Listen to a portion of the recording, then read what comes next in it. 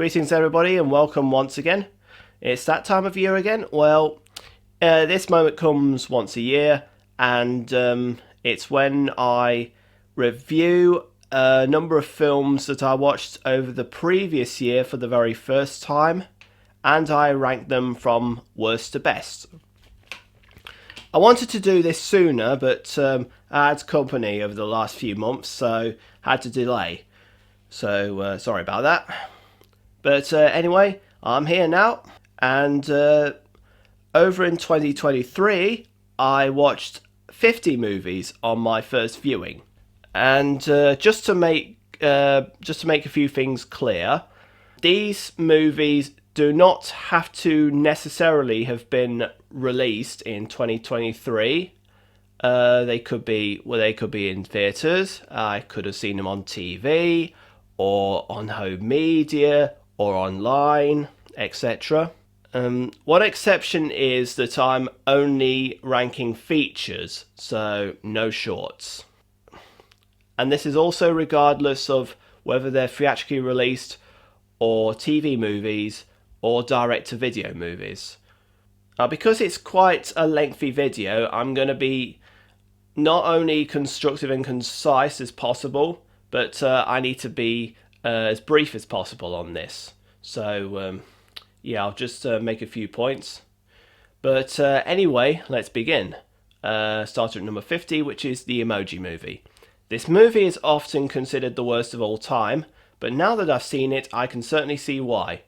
It never really appealed to me when it came out, and to be fair, the reason why I look at those movies is because one doesn't know if a movie's good or not unless one's seen it. And I'm not really that obsessed with emojis or internet culture in general. And the idea of emojis coming alive and together doesn't highlight my engagement. It just makes for a very awkward story that relies so much on in-your-face gags. And also the fact that there's an emoji that represents excrement in this film is a downgrade for me. And the reliance of jokes that revolve around it certainly don't improve it for me. And whether it's voiced by Patrick Stewart or not, I couldn't really care less. But it's not what I'd call the worst of all time, it's just my least favourite from this list. Number 49, Nativity Rocks. I do remember watching the first movie from the Nativity series, and it was average. I liked that they had a British primary school as a setting. This was quite different at the time. But I did find that teaching assistant guy a little bit too childish. I've yet to see the next two, but they don't particularly appeal to me. I saw the fourth installment on TV and I didn't really like this one. Why? One reason is because of that Jerry guy. He's way too immature for me to feel much sympathy for him. I get that he's homeless and he's trying to earn a living and has a special bond with his dog. Speaking of which, I also don't like what the dog does sometimes. It pisses on that man's shoes, it has taken a crap next to the bed.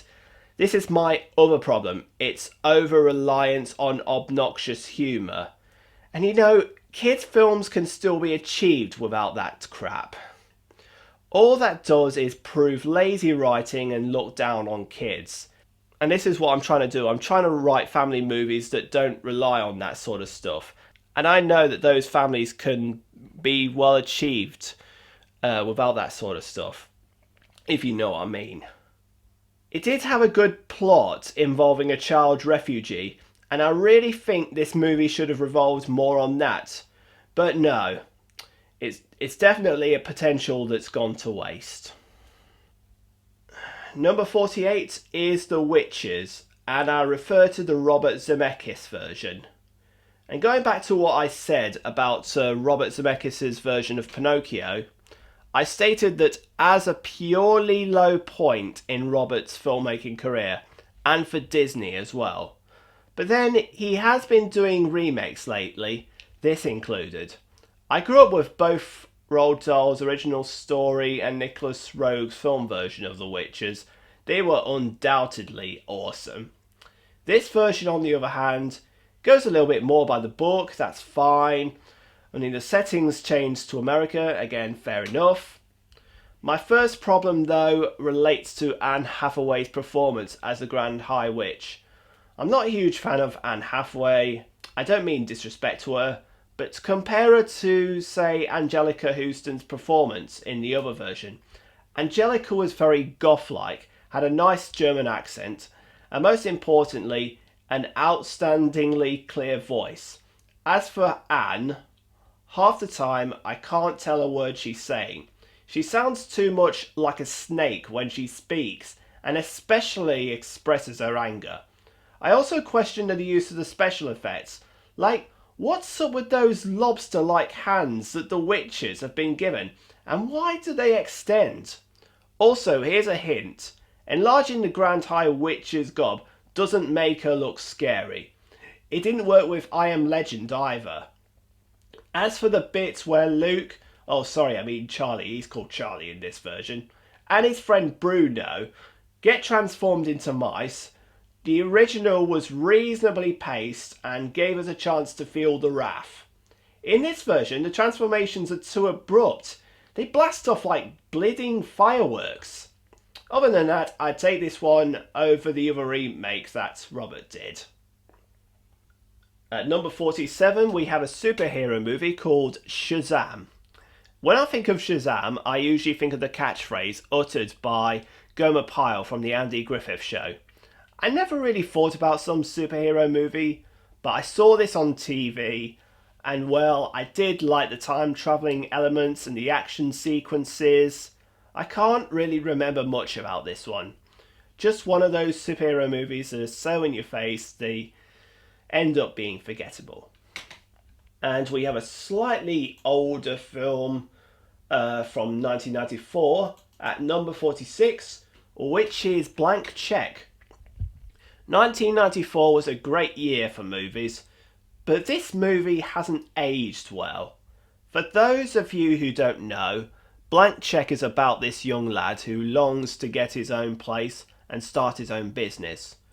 While I get how frustrated the kid is with his dad and brothers cramping his style and controlling his life, he does act rather whiny at times, and I question his hots for that overaged lady, which is the main problem I have with this movie. See what I mean about not aging well? Number 45, we have an animated movie, which is Hotel Transylvania. Saw this on TV when Halloween was nearing. Very appropriate for the holiday. It had an interesting concept which sees Count Dracula resenting the human race and overprotecting his daughter Mavis, since his wife's been killed by an angry human mob. Good imagery as well, but it was a little bit overfilled with obnoxious humour. Number 44 is Wish. Walt Disney Studios celebrated its 100th year anniversary last year, and they'd not had a good year. Wish was probably not the best way to celebrate it. I've got great childhood memories of this production company. There were films I had on VHS, some that I taped off the TV, some I saw in cinemas, and some that were shown by friends / relatives / at school, etc. I liked the imagery, and I thought there were things that started off good. However, as many have already said, it does look like it was written using AI. I also think it went overboard with its references to previous Disney movies. I think there are worse Disney movies that have been made, but that's another story. I do plan to talk a little bit more about Wish in a video I've got planned, that being worst to best Disney Animation Studio movies, so watch this space. But in the meantime, I'm going to move on to number 43, which is Joseph and the Amazing Technicolor Dreamcoat. I once performed in a stage version of this operetta at school, and I can remember how rushed the rehearsals were, so much that I was glad to get it over with. But then I still had some fond memories of it, of course, being that I loved my school so much, and the friends that I worked with. I'm not a huge fan of Andrew Lloyd Webber or his shows Starlight Express aside, nor am I keen on the majority of the songs in this musical, which is why this film version's low on the list. Personally, I always found the way that all the dialogue is sung to be awkward, i.e. in the song Poor Poor Joseph, where it's like, let's just grab him and do him in while we got the time. And then there's who's a thief, but especially the narration, which I can't get into the groove of. My low tastes in a nutshell come from the rhythm and the way the lyrics are sung. But I do like the effort that David Mallet put into filming this and of a play performed in a primary school as well. Oh, an extra credit for Richard Attenborough contributing to this organisation of the show. Number 42 is Sing. And we now enter the more average territory, the half good, half bad section, with a sort of anthropomorphic animal version of Glee. Nice concept, where they audition and perform the show. Again, much like some of the family movies I mentioned earlier on, too much reliance on the obnoxiosity. I believe there was a pig in it that farts way too much. Which, spoils the film for me. Number 41, The Flash. I saw this DC superhero movie with a few filmmaking friends. I saw it for their sake, because you know me and superhero movies. Great visuals and great use of slow/fast motion techniques, but its heavy use of comedy dialogue can get distracting. And I don't understand why it's always crossing over with Superman and Batman and making references to their previous films. Number 40, Bridesmaids. The highlight for me is the bit where the bridesmaids themselves get sick and or cases of diarrhea in the bathroom. I mean, that was pretty much the most memorable moment in the film, and it was very funny. But in the end, it's just some rom-com chick flick. There's not really a lot to say about the rest of the film, as it contains, the basic tropes that you're likely to get in a rom-com and or chick flick. Number 39 is The Italian Job, and I refer to the 2003 remake of the classic British 60s film of the same name. The 60s version I grew up with. I always love a good car chase, and the action on this film is really good, but it's not as memorable as the other version. Plus the fact that I was watching this film sometime after my mum had recently died. Therefore, I did find it hard to concentrate at the time. Number 38, 10,000 BC. Great efforts on the prehistoric creatures for starters, and great action sequences, though I'd need to watch it again at some point. It's made by Roland Emmerich, the same guy that did Stargate, Independence Day, that Godzilla movie, and The Day After Tomorrow. Number 37, Megamind. Here we have another modern family animated movie. I can't really remember much about this one apart from the fights between Megamind and Metro Man, who are voiced by Will Ferrell and Brad Pitt respectively. It's more pleasant compared to the others I watched, but not a lot to say. Number 36, Transformers: Rise of the Beasts. It's hard to tell much of a difference between this movie and the others from the Transformers series. I of course mean those live action ones that have existed since Michael Bay directed the first few. The highlight once again is the action that takes place, though to me the live action ones will never beat the cartoon, which I thought was one of the best.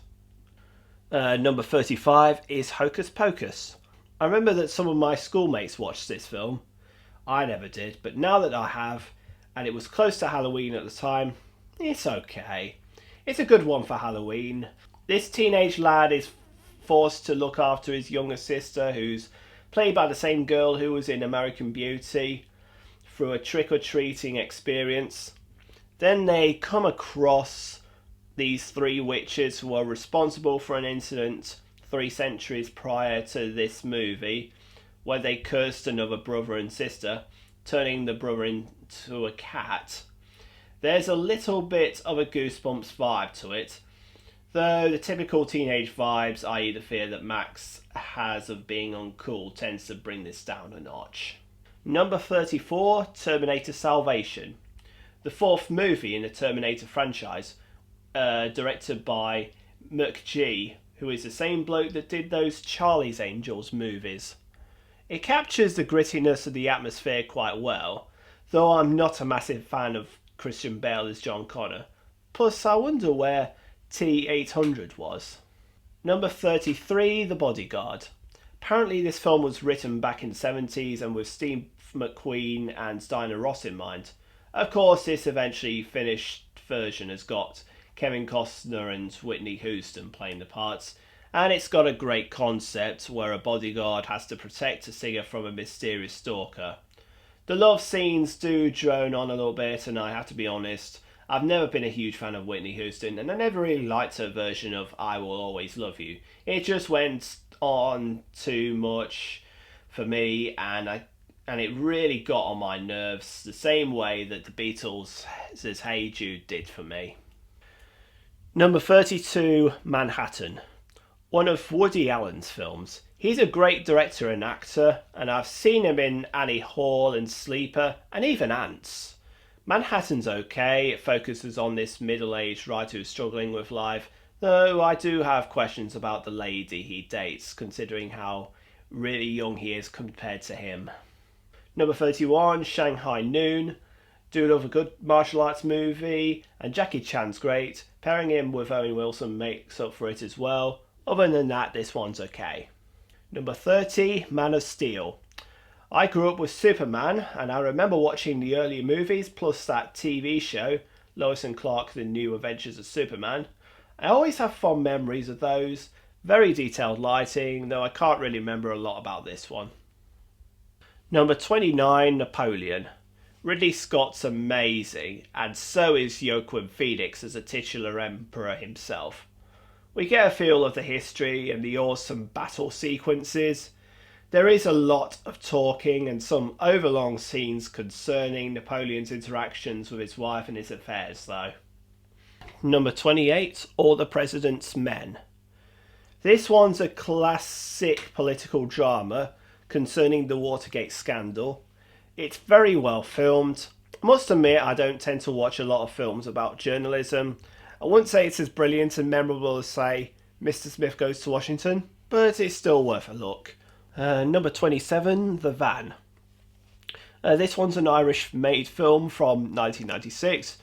It's directed by Stephen Frears and based on the book by Roddy Doyle, the same bloke who wrote The Commitments. The latter I have fond memories of watching, even as a kid. We had it on video. As for The Van, while it doesn't beat the latter for me, it's got a great story. It's about a guy who's recently been made redundant from his bank job and starts a family business selling fish and chips in order to make a living for his family. Sort of like those Ken Loach films in a way. Number 26, Women Talking. I watched this film at one of the local theatres with some filmmaking friends. There was some confusion with the setting of the timeline, considering that the way the women dressed, it might have been a dystopian costume drama. Then I thought, set during World War II. Then I heard that Monkeys song, so then I thought it was the 60s. But as my friends pointed out, it's in the more modern timeline, and so happens that it's in a state where the women are still treated quite badly. Good effort on the political issues. Number 25, Early Man. I love Aardman animations.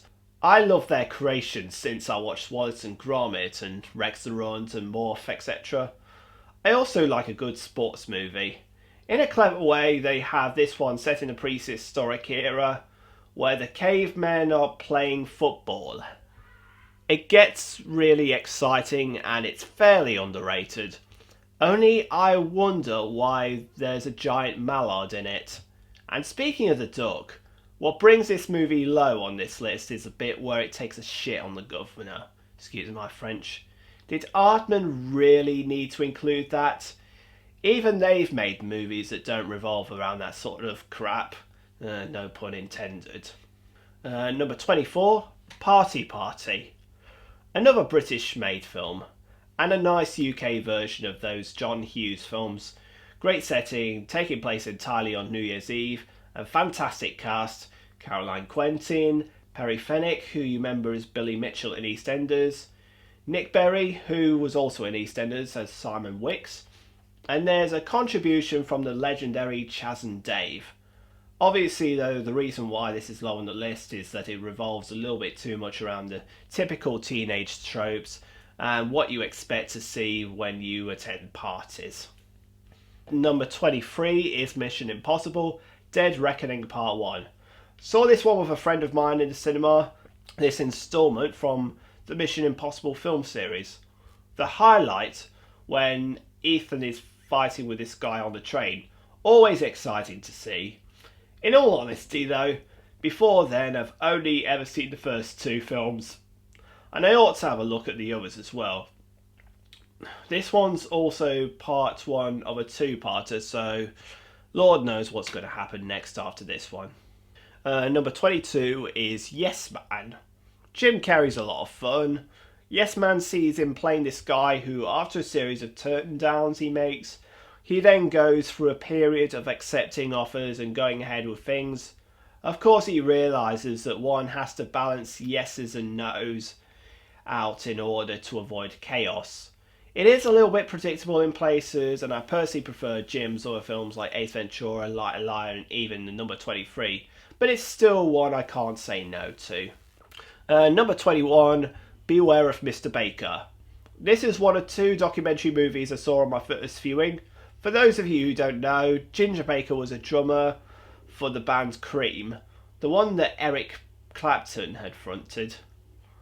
We're reminded of the great material that he released with those guys and other collaborations and solo efforts. We're also given information on his personal life. He went through a period of violent outbursts and deteriorating mental health, which can get not so comforting to watch, but it's very informative. At number 20, The Dark Knight Rises. Yep, the last of the Dark Knight trilogy. Yeah, I know. Over a decade since it came out, and I had yet to watch it. It wasn't because of the unfortunate incident that happened at that American cinema. In case you didn't see my previous videos, even though I ranted about most modern superhero movies, Batman is one of those superhero franchises I grew up with, and I always found it to be one of the most unique. One nitpick I've got with the Dark Knight series is, well, Christian Bale's portrayal. Got nothing against him, but here's the thing. When he's Bruce Wayne, he speaks normally, but as Batman, he's got a very heavily gravelly voice, which is rather distracting. However, I always did like the production design and the different take that Christopher Nolan took. And this film I found to be a great finale, with great action. Oh, and Catwoman's in this one too. Number 19 is Alice in Wonderland, and it's a 1988 stop-motion animated film by a director named Jan Svankmajer. Yeah, I've seen numerous versions of Alice in Wonderland, including the 1951 Disney version, which I used to have on VHS. I even had the video game on the Commodore 64, which was called Alice in Videoland, if I remember rightly. I had not come across the 1988 stop-motion version until earlier last year when I came across some YouTube video which I think was called 10 Darkest European Animated Movies. This one was reviewed on there, and I thought, yeah, I'll take a look. It did look amazing, and there's always something spectacular about stop motion. It was quite well made, mostly quiet throughout, aside from the occasional words that the girl who plays Alice says. I rank it slightly low due to some moments. The bit with the baby crying and getting abused, even by the white rabbit, was rather uncomfortable to watch, and speaking of the rabbit himself, he wasn't a very likeable character compared to in the other versions. Compare it to Bill Thompson's portrayal in the 1951 cartoon, and well, even Michael Crawford in that 70s version, which I didn't find that good, but still, Michael Crawford played it fine. But anyway, The White Rabbit in this version, he does some other despicable things in this one, but I don't want to go through a massive list right now. Okay. Number 18 is The Last Picture Show. Classic film from 1971. Great cast, a young Jeff Bridges, Randy Quaid. There's even Cloris Leachman, the lady who played the evil grandmother in Malcolm in the Middle. This one focuses on a few teens who go on a road trip and hang about. I love the road movie tropes. It's down on the list, however, due to the typical teenage coming-of-age movie cliches, i.e. dogging, losing virginities, getting drunk, etc. But then I saw later movies that had those and came out after this one. So that's my excuse. Number 17 is Spider-Man Into the Spider-Verse. The modern animated version. And yeah, of course I've gone on and on about those modern superhero movies. Yeah, I keep saying that. However, this take on the Spider-Man franchise, in my opinion, one of the best ones. And much of it is to do with the spectacular effort they made on the animation. The very smooth animation. Minor nitpick, odd change in the titular superhero's original alias. It's sort of like how it is that in Tim Burton's version of Batman, the Joker's real name is Jack Napier, whereas in Joker it's Arthur Fleck. Other than that, it's a very enjoyable movie. Number 16, Strange World. I meant to watch Strange World when it came out a year before. Unfortunately, I've forgotten to do so. Not many people did because apparently the film was unsuccessful at the box office. I think that this is one of the best Disney movies to have come out during the revival era. Being that I already reached the adult age when the period started, I had not grown up with those movies, you know. Obviously, kids of today have been obsessed with Frozen and Moana and whatever. Strange World is steampunk at one of its best. It's very adventurous, the sets are well designed. Some people have complained about the fact that the protagonist is gay as being woke, but he wasn't like so in your face. I think that was handled quite well, personally. And the adventurous scenes are a lot of fun as well. Number 15, a funny thing happened on the way to the Forum. A classic musical comedy from the great Richard Lester. It was, as a matter of fact, the last film we ever saw Buster Keaton in, and he unfortunately died that very same year this one came out. He hardly looks a day over 60, and he's got that awesome deadpan expression throughout. Speaking of the cast, we have Michael Crawford, who is a great singer as well, and there's also Roy Kinnear and John Petrie. Even Frank Thornton, the actor of Captain Peacock in Are You Being Served, has got a cameo in this one. All credit to the crew as well. You've got Nicholas Roeg as the cinematographer, and there's Tony Walton, who did the designs for the set and costume. Had previously done it for Mary Poppins and even Fahrenheit 451, and those two are some of my favourites. And a great job for this film he's done as well. Nice songs as well. My main nitpick will be the old-fashioned and complicated love story, though it does work quite well for the setting of ancient Rome. Number 14, Invictus. One of Clint Eastwood's directorial masterpieces from the modern era. This one has Morgan Freeman as Nelson Mandela, and he plays that part really well. I should also say how awesome Clint and Morgan's collaboration has been since the film Unforgiven. Invictus focuses on Nelson Mandela following his release from jail for so many years. We then see his election as the president of South Africa and his concerns about the racist violence that might occur. He observes this rugby team and meets the team's captain, who's played by Matt Damon. Sporting events look very realistic, and it does show awareness of the impact that such sports as rugby and football can have on fans, especially between the fans of the opposing teams. I want to watch this film again sometime though. mean, I have got it on DVD. Bought it from a local charity shop. Number 13, David Bowie, 5 Years. Last time, I talked about the documentary Moon Age Daydream and ranked it really high. Going back to what I said when I ranked the movies I watched the year before, I'm a massive David Bowie fan. I think this is one of the documentaries about him I'd not seen before. As we see what happened during the time when David had released his album the next day, I'm reminded of how much I love this guy's music. It's very informative, though fairly simple documentary. Wouldn't say it's as great as Moon Age Daydream. Number 12, Oppenheimer. Saw this with some mates, and I believe it was the 35mm cut.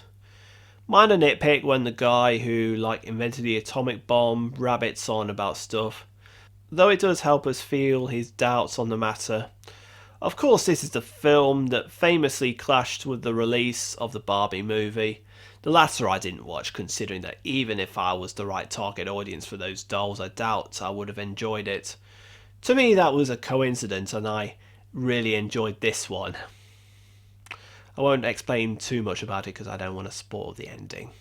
Number 11, The Big Sleep. A film noir from the 40s that's directed by Howard Hawks. Stars Humphrey Bogart, and with one of the writers being William Faulkner. Saw this on BBC Two, quite close to Christmas. Quite much like Sunset Boulevard and The Maltese Falcon in a way. As ever, Humphrey puts a seriousness and edge to the role as Detective Philip Marlowe, and the film demonstrates a well-lit atmosphere to it. Aside from that, not a lot to say. Number 10, The Last Man on Earth. A 60s sci-fi dystopian horror movie where society's affected by a plague that turns people into vampires.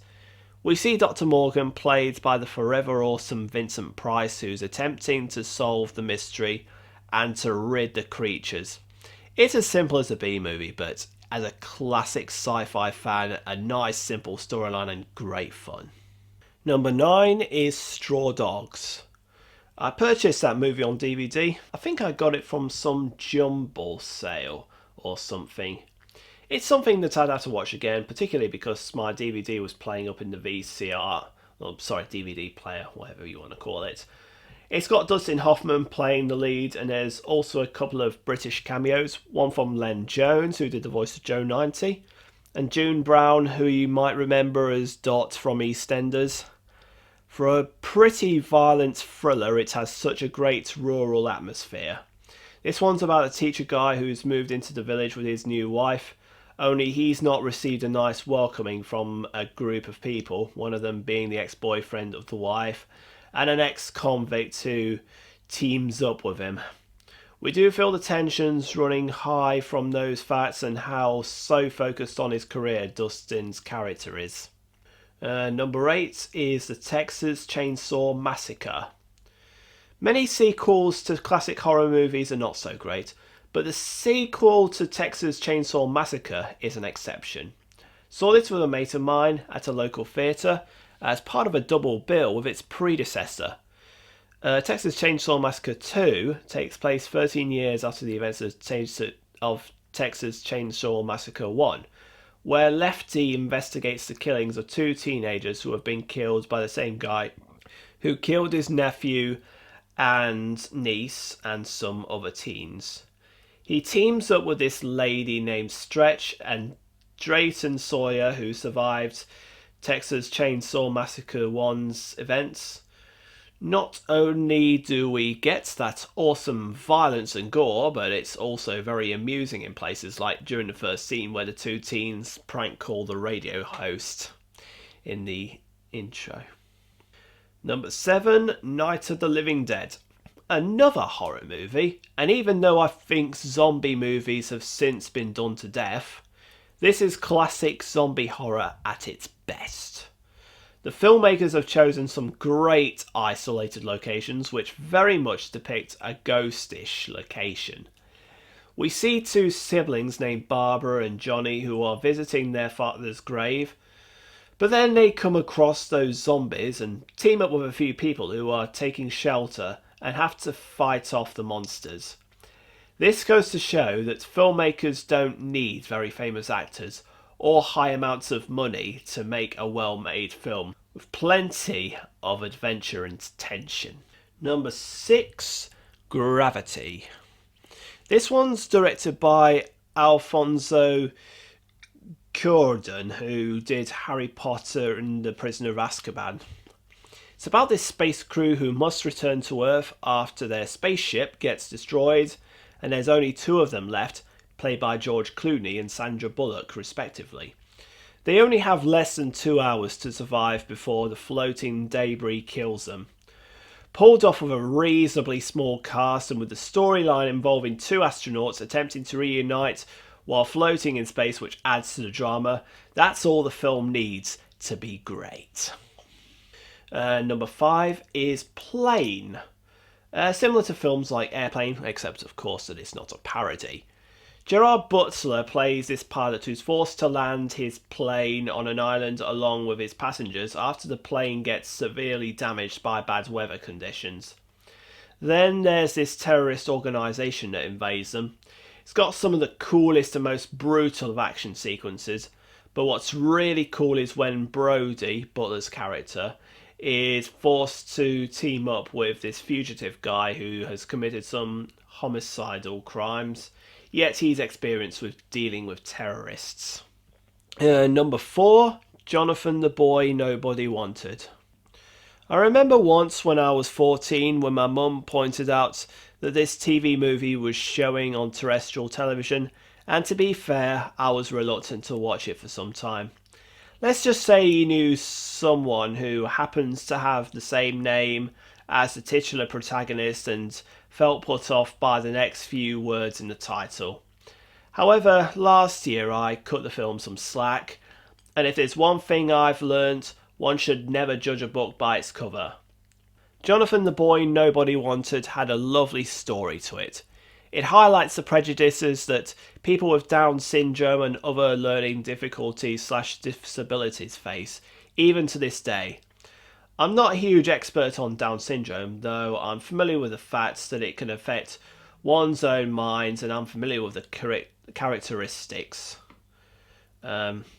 Chris Burke, the guy who plays Jonathan, he too has Down syndrome, yet his performance is so realistic. The bits where Jonathan's biological parents express their fears of the guy fitting into society and him being adopted by a more loving family, yet they put him in a care home in the first place, does give the impression that they don't really love him. It goes to show that all children deserve to be loved, no matter what their conditions are. Number 3, But I'm a Cheerleader. Now and then there's been talk about homosexuality and plans for those so-called cures. This one's about a girl who's a cheerleader at her high school, but then her parents send her to this conversion therapy camp where they believe she will be cured, and it's just because of how she acts and what she admires, which they don't deem as normal for a girl. Yes, that girl's a lesbian, which she finds out later on. Her fellow campers are also gays who are being quote-unquote treated for their sexuality, and the coach is in fact a former gay, yet he seems to have fallen for the scheme.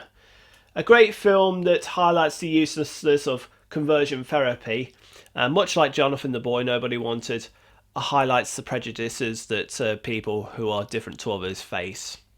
Number 2 is Topsy Turvy, one of Mike Leigh's best and a unique film of his. Topsy Turvy is a biological costume drama focusing on Gilbert and Sullivan and their production of The Mikado. This makes a change to Mike Leigh's previous works, as he usually does modern day set social drama movies with a little bit of lightness, well, if you compare them to, say, Ken Loach. The sets and costumes are well designed, and as ever, the music is entertaining. I speak as a personal fan of the songwriting duo. And that leaves me with number 1, which is Sisu. And I close this ranking with a Finnish history film about a war veteran who travels across Finland and Nazi Germany during the end of World War II. It's an awesomely unique film about surviving the odds, and it's done so well with very little dialogue. Now, if you're put off by a hugely heavy amount of violence, gore and bloodshed, Sisu might not be the film for you.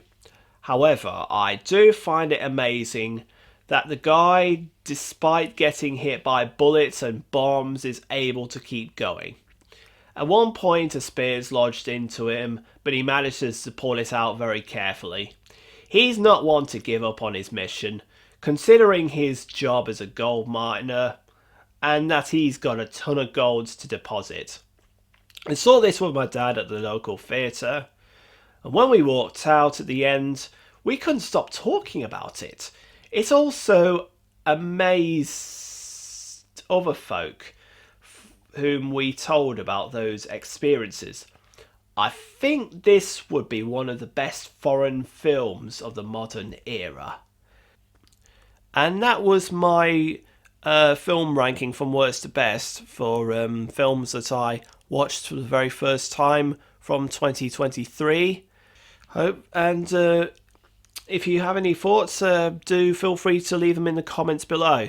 Thank you very much for watching, and hope to see you on the next video. Thank you very much.